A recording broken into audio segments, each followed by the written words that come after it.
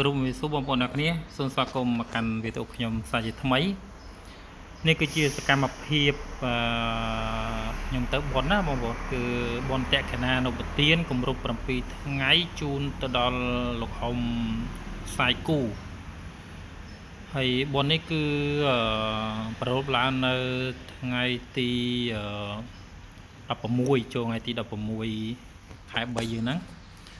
តែខ្ញុំវីដេអូនេះខ្ញុំថតថ្ងៃទី16ពេលព្រឹកអញ្ចឹងគេចូលល្ងាចតែខ្ញុំទៅព្រឹកទៅមុនណាប្ររពនៅភូមិតាពាំងជ្រៃសង្កាត់ឈើខ្មៅក្រុងសំពើពូនខេត្តកណ្ដាលហើយនេះខ្ញុំទៅមុនខ្ញុំថតសកម្មភាពទៅព្រោះ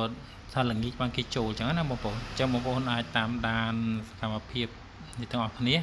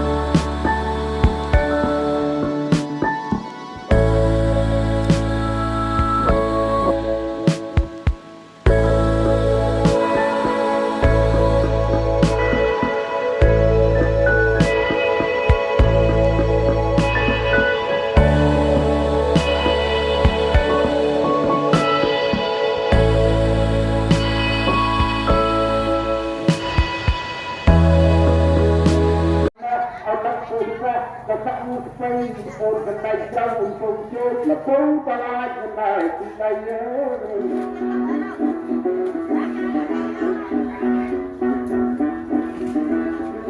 កាយគូគឺមនោមិនព្រោះគេចហរាអភិបត្តិកាលាថ្លៃយ៉ាង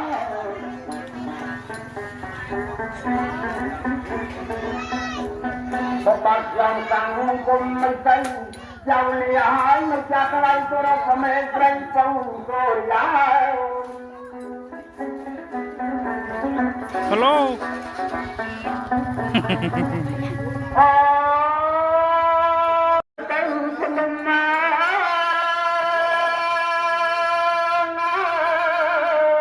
ប្រេងពងរមជូនៅខាងបើពូនខាងកោះធំខ្ញុំតនេធ្វើ